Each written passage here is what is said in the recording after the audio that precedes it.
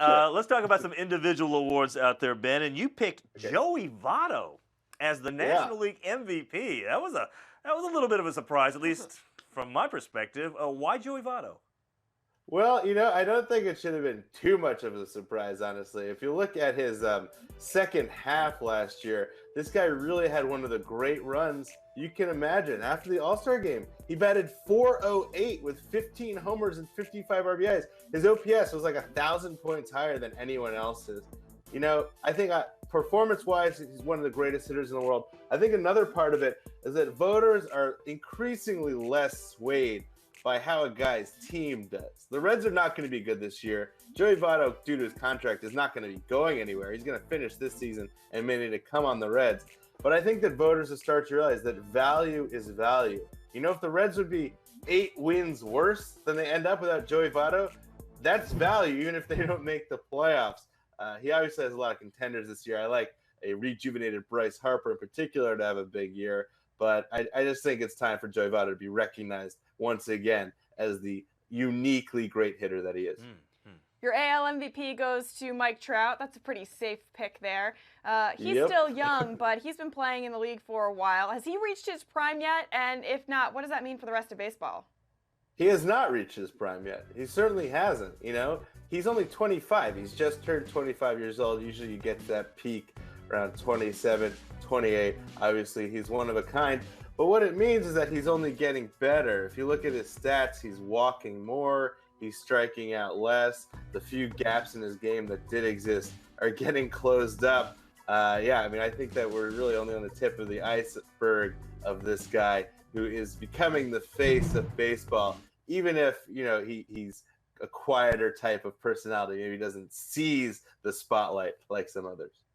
You recently wrote a piece about the oral history of Mike Trout, and the stories in this oral history were absolutely fantastic. One of my favorites was you were talking about his roommate saying the way that Mike Trout barbecues is he turns the heat up all the way up to high and watches it the entire time, and his roommate's like, that's not how you barbecue, but that's how Trout barbecues.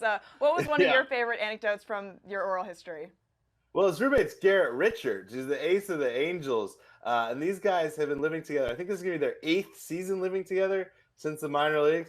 So these guys, now Garrett Richards is married and Mike Trout has a fiance, and yet they're still all going to live together as a foursome. So, this guy is, has loyalty as well. There's a lot of great stories in this thing. I'd encourage you to check it out. The time that he scored, he hit a pop-up and scored from home plate, rounding the bases before the outfielder could get the ball in. The time that he was playing Clash of Clans against his pitching coach's 10-year-old son. Ended up convincing the kid to buy $1,500 worth of extras in the game, put on the pitching coach's bill. Look, the point is that this is a one of a kind player, really once in a generation type of talent. I think that maybe he doesn't, as I said before, doesn't get the attention that he probably should for a number of reasons. Quieter personality, plays on the West Coast, not for a winning team. But it's time to really sit up and pay attention that we are in the midst of watching an all-time great. There's so many people in the oral history we're talking about. They can't wait till he plays for an East Coast team so more people can see what he is able to do. It was really fascinating. Well, John Daniels said, who's the GM of the Rangers, so he can't wait for him to be traded to the East Coast so he doesn't have to play him so much anymore on the West. There's many motivations to get him off the West Coast, I think. Well, speaking of that, and you talked earlier about the appreciation level that we have on Mike Trout. How much does he get affected now where he's almost like LeBron in that everyone agrees he's the best player in the sport, but we're not going to give him the MVP because, he'll win it another year.